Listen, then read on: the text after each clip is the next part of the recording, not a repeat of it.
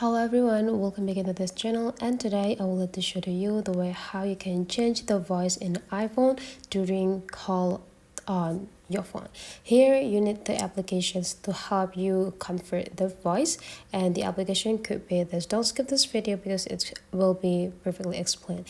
Open your app library and then you just need to tap into the search button, the app store, and then you just need to tap it. Wait until the App Store application is perfectly open. Whenever it's open, tap into the search button here and then tap into the search button. The name of the application could be Phone Call. And then you just need to go tap search. And you got a lot of phone call applications, so you just have to scrolling down until you got the application with the blue background and this small emoji on it.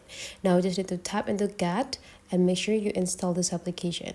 Right after you install it, you will be directly entered into the applications name of the application, and you can just create a call from this application and you will got this type of option to convert your voice. Could be the helium, woman, regular, man, scary, and so on. So you just need to pick one of the voice that you want to convert your voice to.